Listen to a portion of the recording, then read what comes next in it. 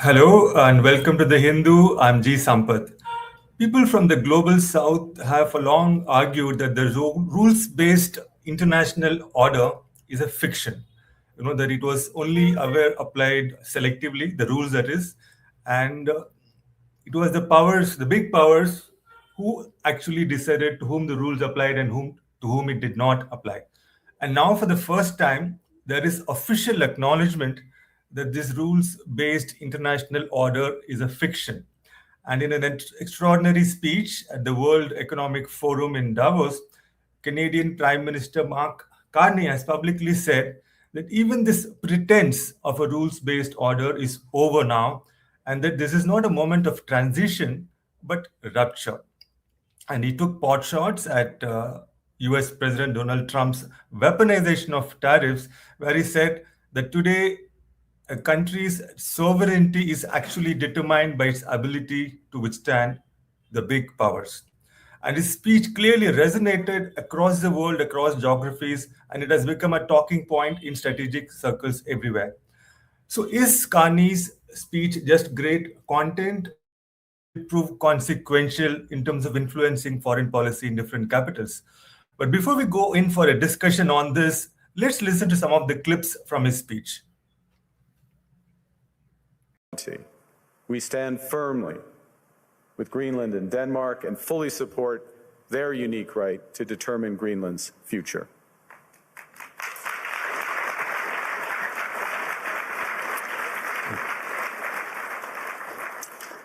Our commitment to NATO's Article 5 is unwavering.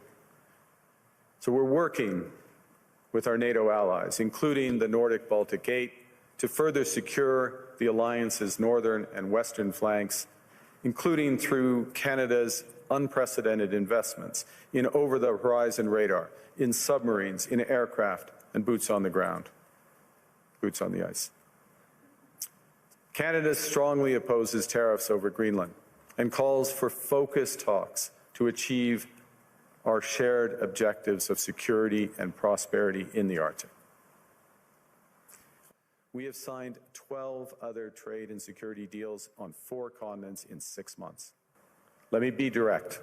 We are in the midst of a rupture, not a transition. Over the past 2 decades, a series of crises in finance, health, energy, and geopolitics have laid bare the risks of extreme global integration. But more recently, great powers have begun using economic integration as weapons. Tariffs as leverage, financial infrastructure as coercion, supply chains as vulnerabilities to be exploited. You cannot live within the lie of mutual benefit through integration when integration becomes the source of your subordination. Tell you that the other countries, especially intermediate powers like Canada, are not powerless. The powerful have their power, but we have something too. The capacity to stop pretending, to name reality, to build our strength at home, and to act together. That is Canada's path. We choose it openly and confidently, and it is a path wide open to any country willing to take it with us. Well, those are some really powerful ideas and a lot of truth as well in those statements. To unpack what exactly he was talking about and what it means for the middle powers to which he was referring to throughout in his speech, we have with us the Hindu's diplomatic affairs editor, Suhasini Haider. Suhasini, welcome to this discussion.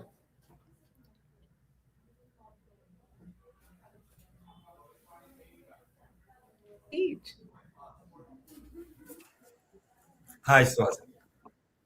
Hi. I was just saying that this was such an interesting speech because perhaps everyone has been anticipating the Trump speech at Davos. Everyone was looking to see what new sort of headline he would produce. And yet, I think one of the lasting, enduring headlines of this Davos 2026, if not a kind of marker for foreign policy in the next few months, is really going to be Canadian Prime Minister Mark Carney's speech. Right. Mark Carney, if you look at his background, he used to be with Goldman Sachs. He's a banker turned politician, prime minister. Did anyone expect something like this? For someone like his background to be quoting a trade unionist, Havel and his speech about this green grocer. I think very much in many ways, Sampath, Mark Carney has been seen as essentially a slightly dull and unexciting economist. He is the only head of state, I think, who's been the governor of not one but two countries' reserve banks. The UK, the British Bank, as well, the Royal Bank, as well as the Canadian Reserve Bank. So he has been Governor General of both. He has really put his most of his life's work into multilateral economics and that sort of thing. But what we have seen in the last year is his desire to perhaps move away from the very idea of populist and very popular leaders like his predecessor, Justin Trudeau, who were great on the optics, but somehow made people feel disappointed when it actually came to the economy and what happened with that. I think Mr. Trump, when he first came to power, sort of even saw him perhaps as weak and somebody who he could bully when it came to Canada. So if you remember, long before the claims over Greenland was the claim over Canada of making it the next US state. Which surprisingly Canada did then push back against very strongly. So perhaps not expected. For our Indian viewers, I would say that the closest comparison we can think of here is with Prime Minister Manmohan Singh. Not expected to have become prime minister. He too had, been the finance minister. He too had spent his life in the World Bank and in multilateral economics, and then became a politician who did surprise many by the kind of decisions that he made. But I think what's important here, and obviously this is an interesting moment because of the speech that we are discussing today, and it is necessary to see whether it is backed up with actual collective efforts coming. Because remember, Mr. Carney perhaps made the best speech or the most acclaimed speech of the day. It's very rare that in a crusty audience like Davos, you see a sort of standing ovation for a leader like this. But many of the other leaders from Denmark, from France, from other countries in Europe did today make that point that we will stand together. We are not going to be bullied by the big powers. They are clearly feeling pinched between the US and Russia, and not to mention the economic pinch from China. But he somehow summed it up in that moment, especially that moment. I think you heard a little bit of that clip where he says great powers are being coercive in so many ways, and then refers to middle powers and says the question for middle powers is not whether they should just succumb, whether they should adapt to this reality, but whether they can do something more ambitious. And I'll just say that for those of us in India who have been following how the Western world, and particularly this group, the G7, the Five Eyes, the developed world, had always looked at concepts like strategic autonomy versus their alliance, had always looked at concepts like non-alignment as well as multi-alignment very, very skeptically. It is very interesting to see that now being adopted by a Western leader. It's definitely very interesting to have to hear this language, which I think people in the global South are quite familiar with now. It is coming at a forum like the World Economic Forum. Suhasini, just to go, there are a lot of interesting ideas in his speech. We'll go to them one by one. But to start with, I just wanted your thoughts on what he said about the rules-based international system. One of the implications which has been pointed out by some observers is that he acknowledges that this was it was partially a fiction, that it wasn't really there. And then he says, we went along with it for all these years, we as in the West, the G7 and extended allies, because we benefited from it in many ways. Open sea lanes, he refers to a stable financial system, and so on and so forth. And now when that bargain is no longer available, that's when it really strikes them that we should not go along with it. So does this really raise two questions? One, of course, what does it say about your complicity with all the so many regime change operations, where the coercive nature which you just referred to was applying to other countries in the global south? That is number one. And secondly, does this now mean that when the bargain is no longer there for you, are you going to be looking at a greater autonomy from the American strategic umbrella? Are you going to be looking elsewhere?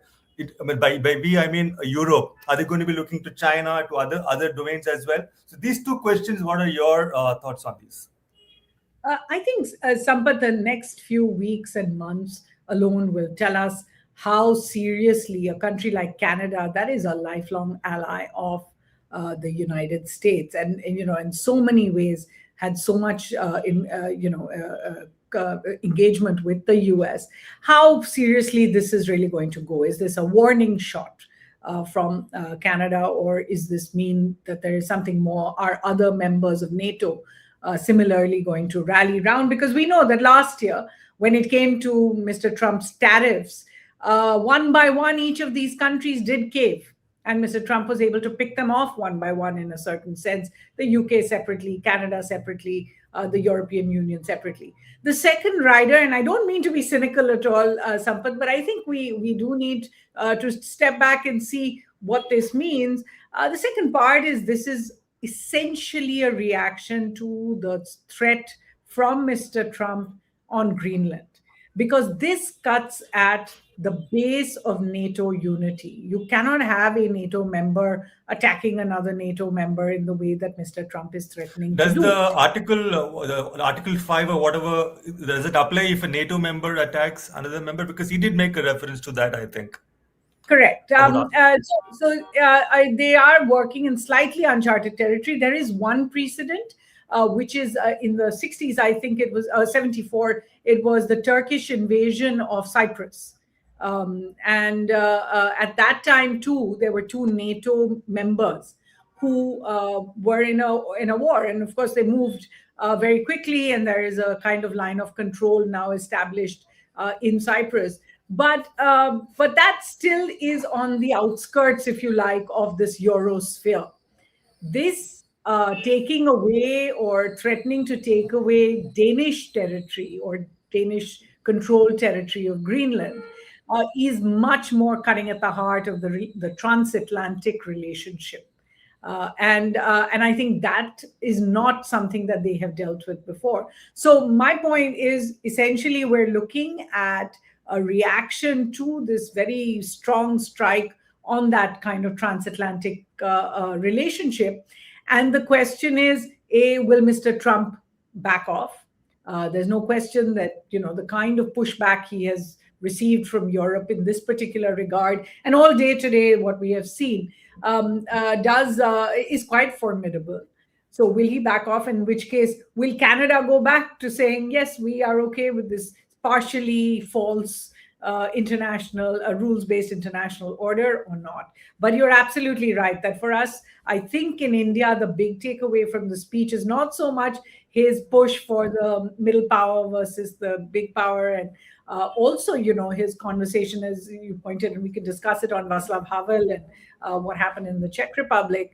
But in particular, this very bold and frank assessment of what we had seen as the international rules-based order, calling it partially false, and said the strongest will exempt themselves from it when convenient. So all the regime change operations, the Iraqs and the Libyas and all the others that we saw the US lead coalitions of the willing into, which did not have United Nations approval, those kind of operations he is accepting were essentially part of the partially false promise of the international rules-based order. Then he goes on to talk about the trade rules being enforced asymmetrically. He says that the international law was applied with varying rigor depending on the identity of the accused or the victim. Now, this is something that has cut very close, particularly in the last few years, as quite rightly we've heard European countries talking about the killing of civilians in Ukraine.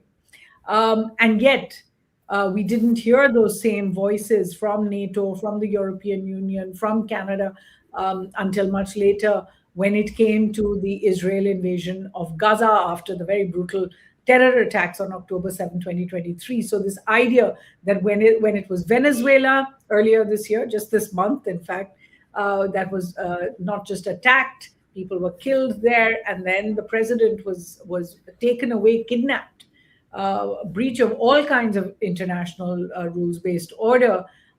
There wasn't that much of a noise. When it was Israel, there wasn't that much of a noise. When it is Greenland, we are now hearing that noise. So in a sense, he's also proving very much what he's saying, which is that the rules-based international order has always been imposed or has always been followed in a discriminatory way.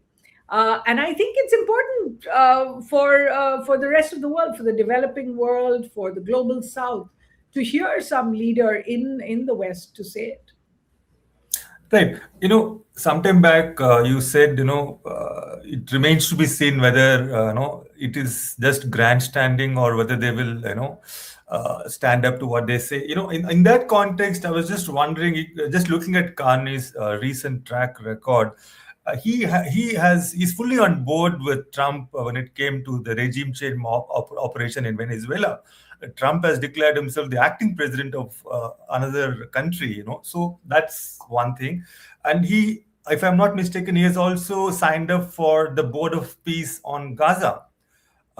So these don't seem to sit very well with his grandstanding, is the word some might use in this context. So how do you see this contradiction? Is this just only to do with sort of crossing the red line, so to speak, in their own backyard in Greenland? Because what has happened, Greenland is a prospective thing, to use this word, whereas Venezuela and Gaza are not, they're already something which have happened. As I said, I think you're absolutely right that this realization has come post the threat to Greenland, or the desire to articulate these ideas have come really after the threat to Greenland was done. And yet, he was asked, Prime Minister Mark Carney was asked at Davos after his speech in a Q&A with the FT's Gideon Rachman. He was asked about the Board of Peace question. And he said that any way that we can help this situation, we would like to help.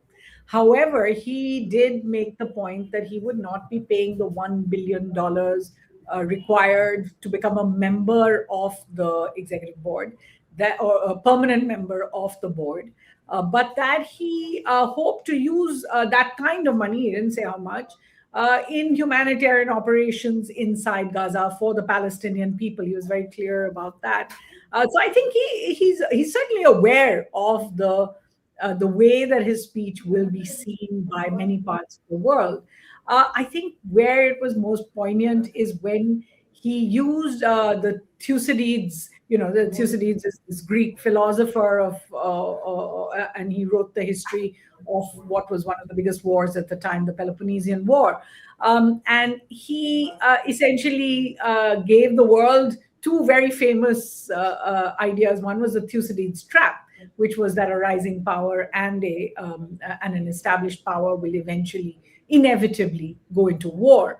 But the other thing that he said was seen as the definition of realpolitik, and that is that the strong will do what they can and the weak suffer what they must. It is interesting that Mr. Carney used that phrase in his speech today, that he said essentially, maybe he was speaking about Canada's own situation, as he talked about the idea that the strong can do whatever they can and we must suffer what we must.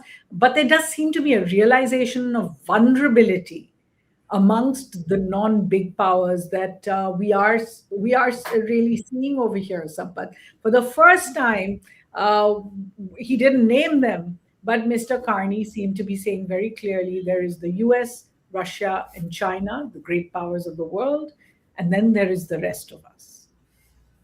Right. Speaking of this dichotomy between the great powers and what they can get away with versus the middle powers and the and the powers below them, so to speak. He made a very interesting comment. I'll just quote from his speech. He said, "The multilateral institutions on which the middle powers have relied, the WTO, the UN, the COP, the very architecture of collective problem solving, are under threat." And we have seen what the tariffs have done to the entire WTO infrastructure. So he raised a very important question, which I think India as a middle power also will be pondering about, which is, can the middle powers band together to forge a third path, or will they continue to compete with each other for favors, by submitting more and more to bullying measures? So is there, how do you think it's realistically possible for a third path to emerge? Because it's sort of, it sounds a bit trivial to me now, but it sounds like looking for a third front between the Congress and the BJP. Do you think it's likely to happen? Well, this is the dream of Pandit Nehru and Tito and Sukarno in the 1950s when they came up with the non-aligned movement. The original plan for the non-aligned movement was not to be seen as an anti-Western coalition. It was always to be seen as a grouping that did not align with any of the great powers. Now, this becomes much more difficult when you're talking about Canada, because Canada and European countries and the UK are not just partners in terms of alignment. They can't just open a zip and separate. They are part of military treaties, intelligence treaties, security treaties, as well as all the economic treaties between them, the visas and all the rest of that. There are so many different ways in which these countries really work very closely together. So as I said, I wait to see whether this is a warning shot. This is an indication to the US that enough is enough. There has been 1 year to the date, January 20th,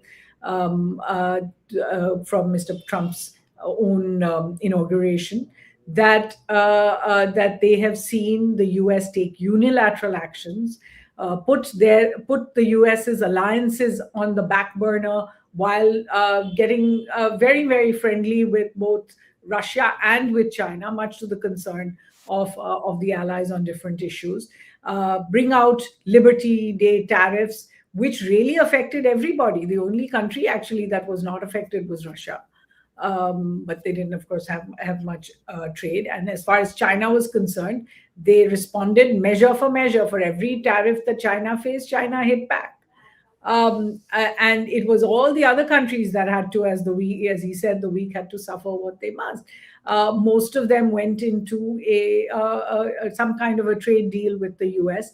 Most of it on the US's own terms. India has still not signed a deal with the US, possibly because those terms have just not fitted. And sometimes it's the US that has cavilled, but mostly it is India that continues to resist. And India is able to do it because it's not part of all of these arrangements with the US. So if anything, what we're seeing is a kind of warning to the US that this is something that a line has been crossed that should not be crossed any further.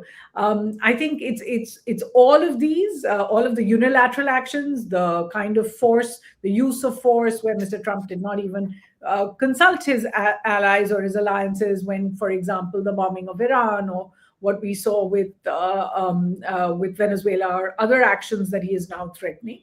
Also, Mr. Trump's decision earlier this month to walk out of about 60 United Nations and other multilateral organizations. These are organizations that have run and need the US's funding, and those have just all gone away. Finally, I think it is the very sort of persistent personal aggrandizement and perhaps personal humiliation of the leaders of each of these countries that has left them smarting. And the last straw, as I said, was this threat to Greenland. And just a day ago, after Mr. Trump spoke to the NATO Secretary General Mark Rutte, and they had agreed to a meeting in Davos to discuss the Greenland question, he then went to social media. It was all in the middle of the night. There was a whole flurry of different posts.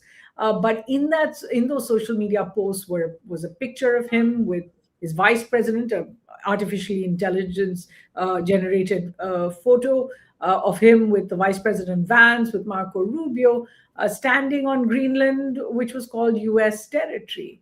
I think that kind of picture, the second picture of him more or less, with that group of the EU that had gone to visit him last year, along with Mr. Zelensky, and him kind of speaking to them while a map in the background showed Canada and Greenland as a part of the US territory with the US flag on it. My sense is that was eventually the final straw. Right. In this context, I was reminded of this quote from Game of Thrones, attributed to Cersei, where Littlefinger says, "Knowledge is power." No, you talk about Europe's technological advances and AI, this, that, and then she says, "Power is power." So when you don't have this, what he referred to as the architecture of collective problem solving, which to a large extent benefited the middle powers, because it gave you some leverage, whereas you don't have any leverage versus when you're facing just pure hard power. So without a legitimate system of a rules-based order, what you're left with in the global arena is hard power, and those hard powers are the three that you mentioned: US, Russia, and China.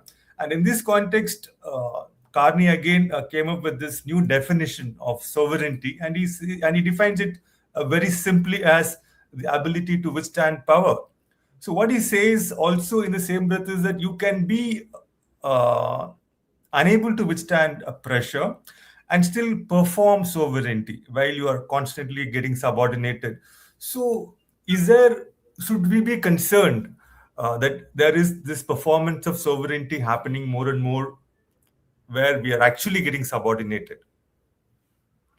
I think you're absolutely right when you say that he has focused on this idea of power, of Václav Havel's description of the power of the powerless, and I'll come to it in just a second. But I think what he is essentially responding to is perhaps what was enunciated just 2 weeks ago by Stephen Miller.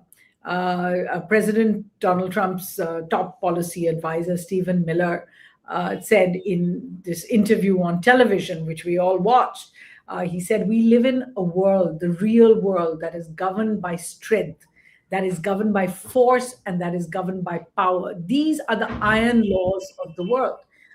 The moment he said that, it was like a commentariat broke out with analysis of what this means. What are these iron laws? Are we essentially saying no more rules-based order? And that might is essentially right. So what Mr. Carney essentially seemed to be attempting to do was to say this is not necessarily the case. It isn't necessarily about power, but also the power of the powerless. And then he gives this example of this essay that was written by Václav Havel, I think, in 1978, which was called "The Power of the Powerless." And he talks about the submission of the ordinary person. Begins with a greengrocer, a shopkeeper in his area, who every morning would go in, set up his shop, and then put a little board that showed he was aligned with the government at the time, the Soviet Union and the communist regime that followed. And so the board would just say simply, "Workers of the world unite." And every day he would put that board in. He didn't, according to Carney, he didn't actually believe this, but he said it allowed him to get by without getting hurt. That that he would not have to deal with the government if he didn't put that board. If he put the board out, basically it was okay. Now, this is not just about a country in the world treating other countries like that. He's talking about leaders in the world that do treat their own people like that. Countries where dissent is completely crushed, countries where populists are ruling. So he's speaking about a very broad swathe of systems where you have this kind of brutal power that seems to brook no dissent or opposition whatsoever. And he says, eventually, one day, it is time to remove the sign. Because the moment one person takes that sign down, the illusion begins to crack, and then everyone can. So essentially, what he's saying is all the countries should unite, get together, and let Mr. Trump know that this is not acceptable. And once one person does it, another person will follow, and then everyone else will. The question is, will everyone else do that? Because as you yourself pointed out, on so many occasions over the past year and even in the past week, when Mr. Trump has kind of put down the line, enough countries have broken the ranks and said, okay, I'll be part of this. I mean, on the other side, whenever we've had countries that attempted to take the sign down, they have faced repercussions, the sanctions or regime change operations and so on. Like Venezuela, for example, it sort of attempted to change the dollar. I think you pointed to Greenland as one of the main triggers for this. But in the background, is there also a lot of anxiety around the dollar being the reserve currency and the state of the US debt, which is putting pressure? And, is that also something which is playing in the background? Because whenever countries have attempted to challenge the dollar, including BRICS, it has really yielded a lot of very hysterical responses from certain quarters. I'm not really an economic expert in that sense, Sampath, although I do sense that countries are beginning to look for their alternative to the dollar, because Mr. Trump's sanctions is one thing. Mr. Trump's tariffs that seem to increase on a whim are another thing. And I think more and more countries are getting the message that he could slap tariffs for any occasion. Just in the last weeks, if you look, there was 25% for trade on Iran, although this was never notified. So India is still waiting to find out about that. He's spoken about tariffs on countries that resist his Greenland moves. He's spoken about 200% tariffs on French wines. If France if he wants France to join the Gaza Board of Peace, and Mr. Macron refuses to do so. So it's become, very, very unpredictable where the US is going with this. And I think that's one part of it. I think what is also in the subtext that we are now seeing is each of these countries are moving from their plans to de-risk China to also de-risk the United States. And Mr. Carney himself has just returned from a visit to China, where they rolled back. I mean, it was the first visit by a Canadian Prime Minister in a decade to China. They've rolled back many of the restrictions they had put on each other. Canada really was at the forefront of trying to restrict investments from China and security guarantees and that kind of thing.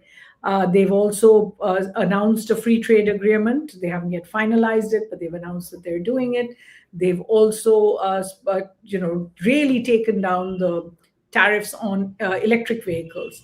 And as a result, what you're seeing is so much hedging that is going on, even from European countries, is an indicator somewhere there that they're no longer looking at the US as a trustworthy, dependable economic partner.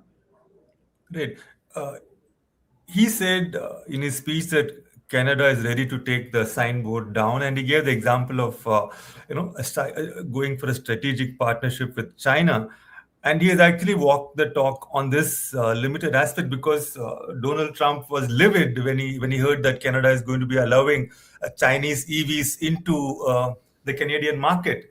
So coming to India, can India afford to take the boat down? And B, what would that entail in terms of tweaks to the foreign policy?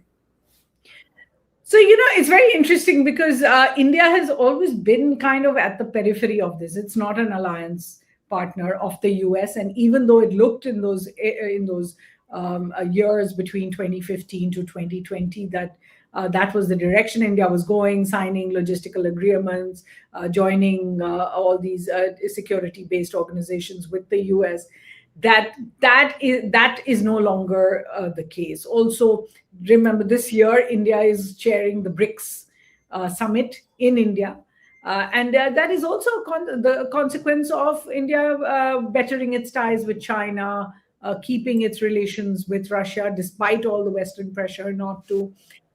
So for India, it does not hurt in quite the same way. However, what Mr. Trump has done in the last year certainly begins to look as if India is being singled out in a certain sense for punishment.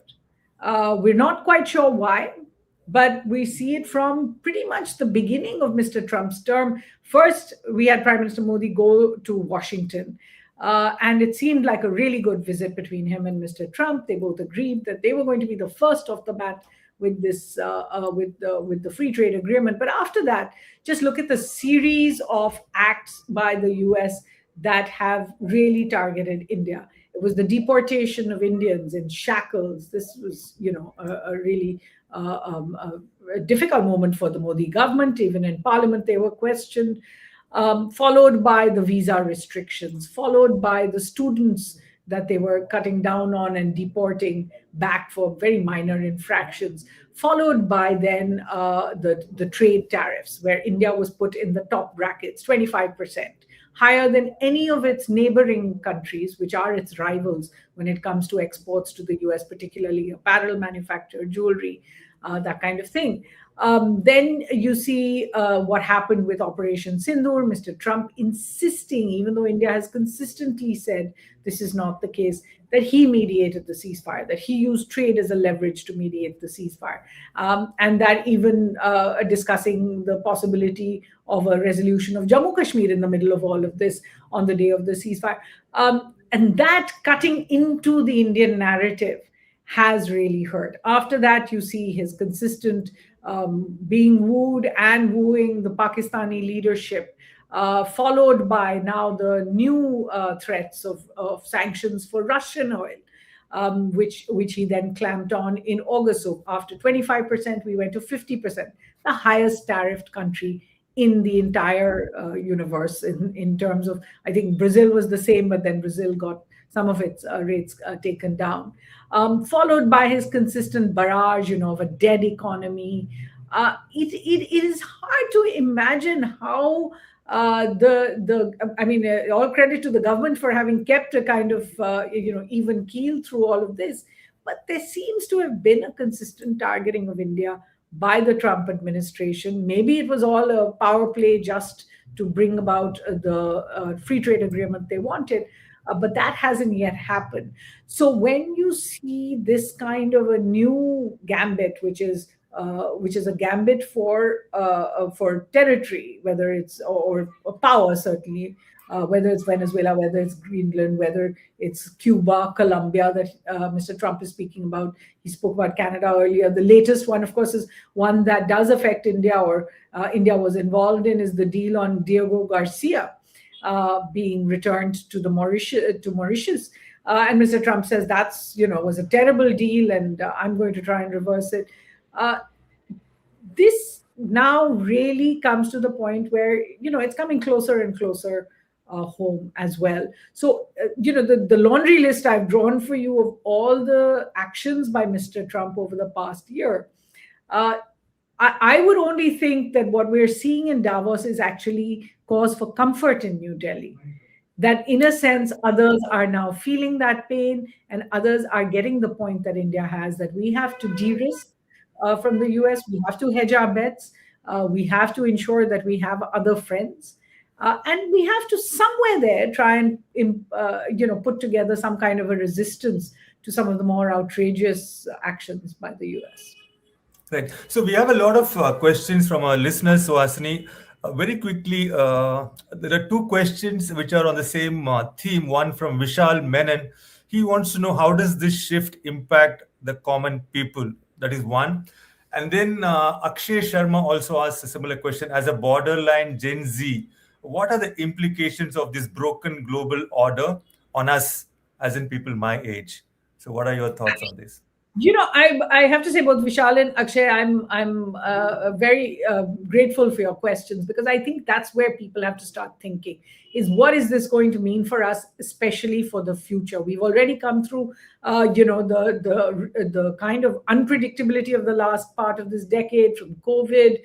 To the Russian invasion of Ukraine, what's happened in Israel and Gaza, what's happened in so many different ways, and then the threat of what I call Trumperica, that we do need to think about: when are we going to move on and start working towards the new order? It is very clear that the old order does not suit anyone. It doesn't suit the big powers. It doesn't suit us. It doesn't suit the middle powers. Yeah, I mean, it seems as if everybody agree only on this, that the old order was not helping and was not representative enough. And this is not something we should be unnecessarily panicked about. After all, even 200 years ago, there was this talk about, let's get a new way of uniting, or of having a world order. So at that time, it was about anti-colonialism. We then saw in the 19th century, in the 20th century, we saw the League of Nations, from the Parliament of Man, they talked about the League of Nations. Then we had the United Nations come about after a horrible, Holocaust in Germany. So it's about that time of the century that we should start thinking about a new world order. What is that world order going to look like?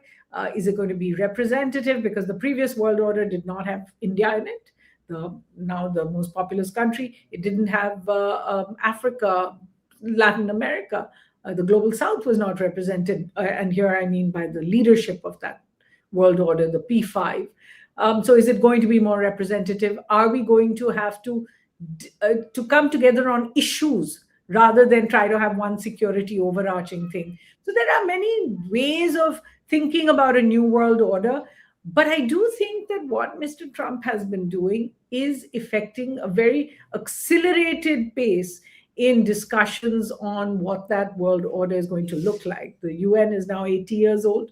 Before it turns 100, I think there will be something new. There is another question from Falguni Sharma. She says, trade is being used as a weapon now. Does this mean that the famed era of globalization has now come to an end, and we'll now see more inward-looking and isolationist policies around the world? Well, Falguni, I think that globalization has actually been on a downturn since 2008. The global financial collapse really made it clear to both the developing world as well as the developed world that it wasn't as perfect as it sounded. It wasn't one happy world holding hands together and being prosperous together, and the high tide lifting all boats kind of thing. This did not happen.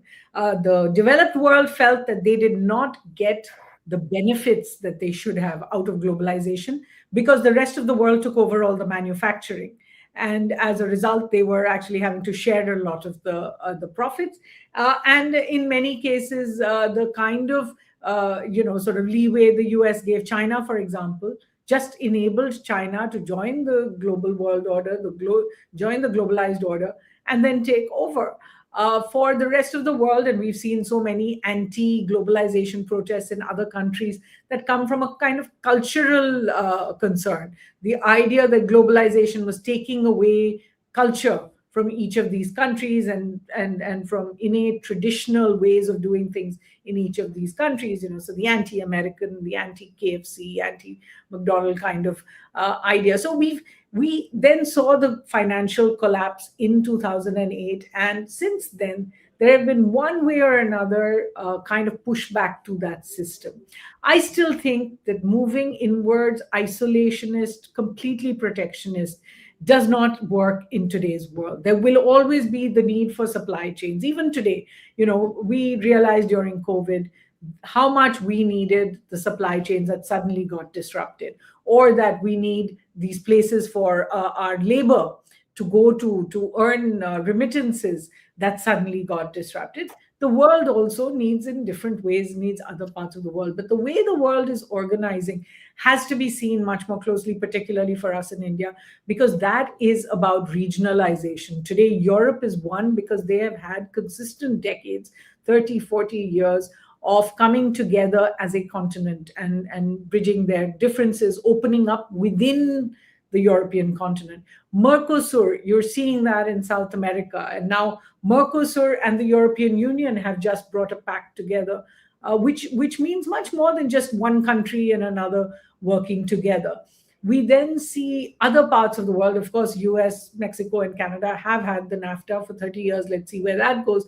But in our own region, there is the Gulf Cooperation Council. There is the African Continental Free Trade Agreement in the continent of Africa.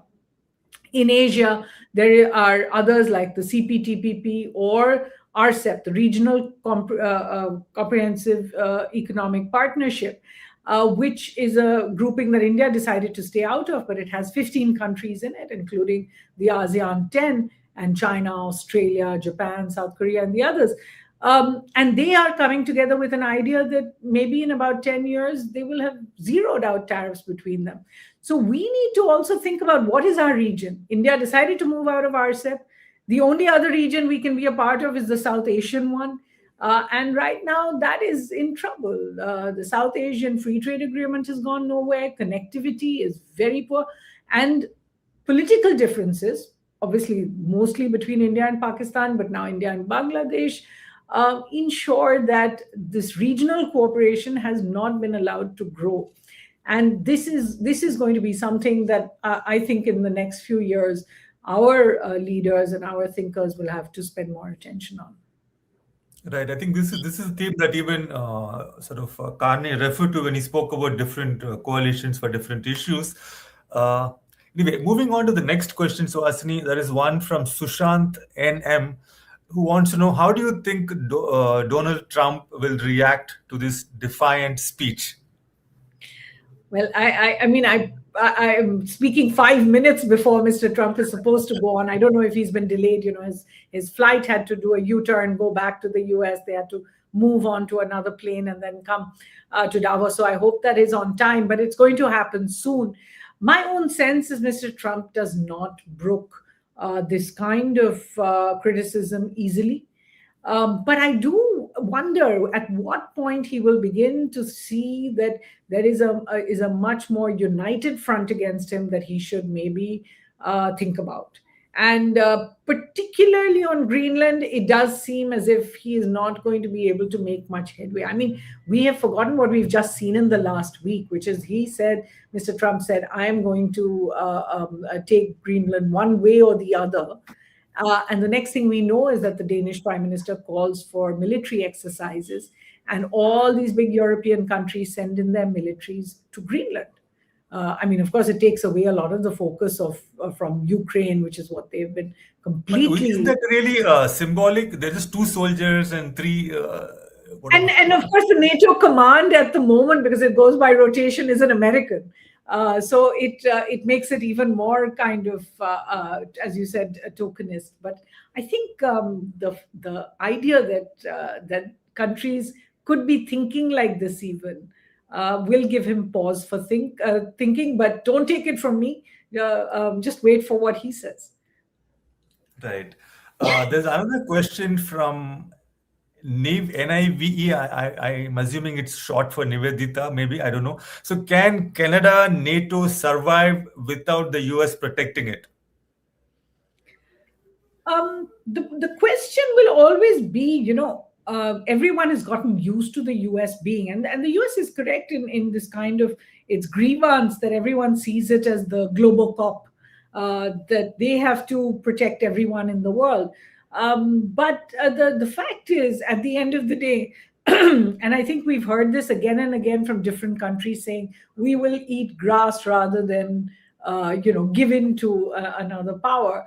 And that is very much the Canadian sentiment right now, which is that it doesn't matter what it takes. We're willing to give that kind of sacrifice in order to not be treated this way by the US. So the question is, will they be able to delink? And this is why I said earlier that this is not about just some simple delinking on a piece of paper. The kind of security coalitions and cooperation these countries have between them, whether it is in terms of the troops exercising together, whether it is in terms of the defense platforms and hardware, whether it is in time in terms of them sharing the burden, responsibilities in the polar regions, in the Antarctic. They work together around the world. If you remember, when Canada had accusations against India on the subject of a killing in Canada a few years ago, within 24 hours, every member of the Five Eyes had the same information and put out the same kind of statements. And so this is a kind of working together that they do on everything from intelligence to security. It's not just about whether NATO and Canada can do without the US. The US will also have to think a little bit about that. Right. The next question, Suhasini, is from, again, a couple of initials, KB.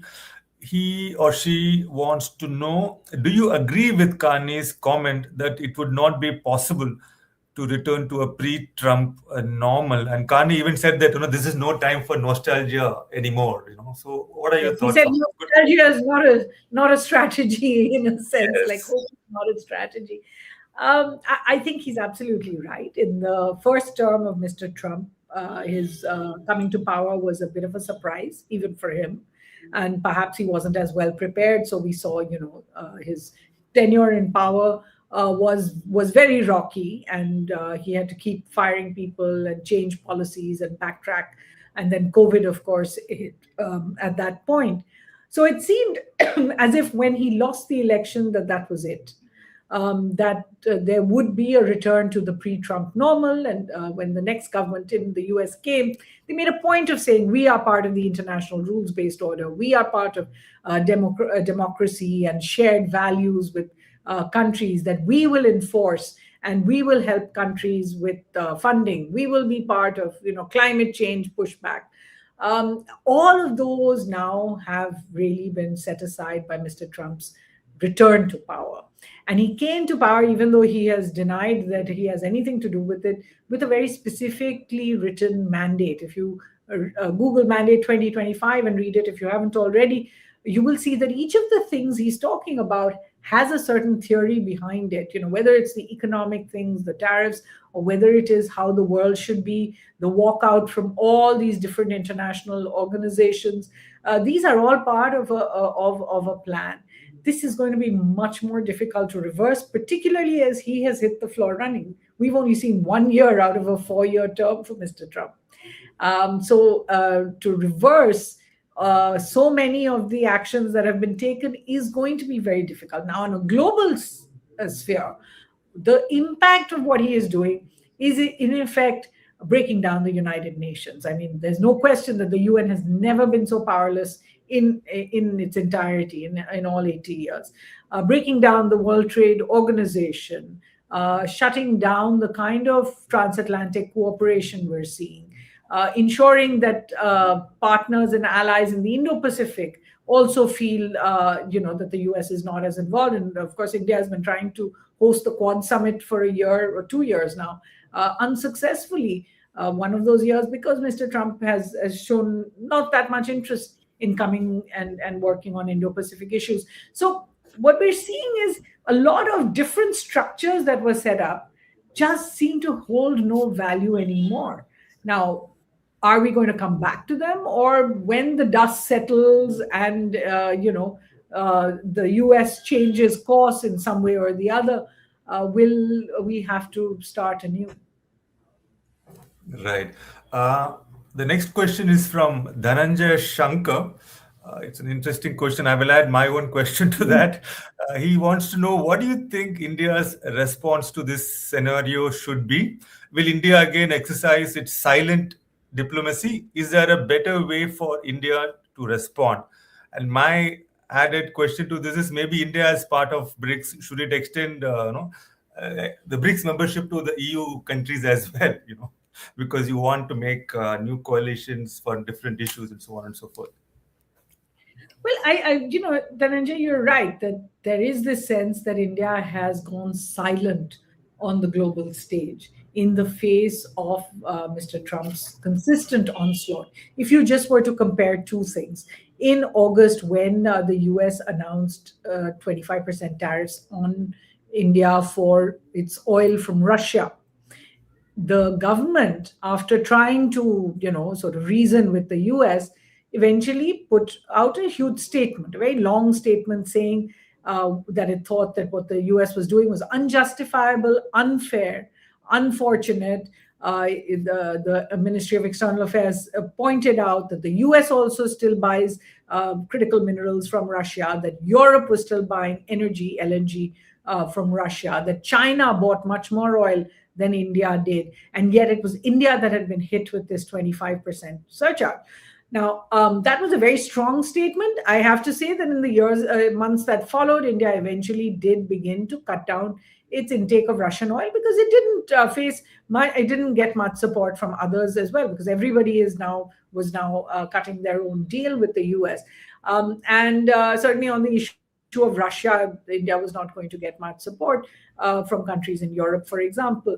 So we saw India cutting down the intake of Russian oil. Now in January, when Mr. Trump, just on a social media post, threatened 25% on any trade with Iran. Also, of course, this would translate into India's considerable investment of time, resource, and money in Chabahar port.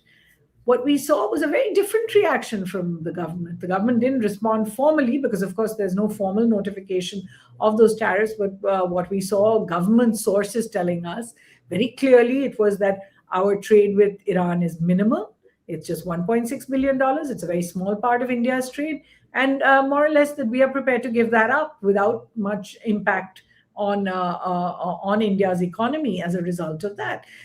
So you saw this shift from trying to at least reason or trying to push back, or whether it was on the Operation Sindoor narrative, trying to push back against the US. And after 6 months, kind of tiring of it and saying, let's just move on. Let's try and get the deal done. Let's deal with in a different way with the US, become a part of the critical minerals supply chain, pack silica, and all of that. So I don't think that India's reaction has been the same now as it was even a year ago. My sense is that in the next few weeks, India will continue to not respond until it has some clarity on where the bilateral relationship is going. And to your question, Sampath, I do think, and you would have read an editorial in the Hindu that I think put this position out quite clearly, that as much as you want to, as the greengrocer signage that Mr. Carney spoke about, as much as you want to just basically, appease the beast, appease, someone who is pushing you in a certain direction, the experience will always be that the lived experience is that will only make them hungry for more. And by that I mean, in 2018, Mr. Trump, in his first tenure, insisted and threatened very heavy sanctions on India, and eventually succeeded in getting India to completely zero out all its oil intake from Iran and Venezuela. These were two countries under sanctions that were giving India very cheap oil. They're two countries with very historic relations with India. For India to bring oil from Iran is from very close by as well. And it was very light crude. When it came to the Venezuelan oil, Indian refineries were particularly calibrated for that Venezuelan heavy crude as well. But we gave it up. We gave it up overnight because Mr. Trump said so. That was in 2019. He comes back 6 years later and then says, give up Russian oil. It means that there is no understanding that India has already come under pressure as a result of America's coercive actions, and not taking into account that India had given in fact, saying, well, if you can give these up, here's the next one you should give up. And even when it came to Venezuelan oil, saying, yes, you can now buy Venezuelan oil, but it has to be the Venezuelan oil that the US has stolen, that the US had captured off their ships. So in a sense, the more you give in, the more you will have to give in. And I think at some point, India will have to assert that strategic autonomy, even if right now there's a more cautious approach, there's a greater sense within the government of not saying anything that would possibly upset Mr. Trump. I think India's innate, sort of strategic autonomy posture will kick in fairly soon. Right. I think that's all we have time for in this live. Suhasini, thank you so much for joining us once again. Thank you to all the listeners for sharing their questions. Thank you so much. Have a good day.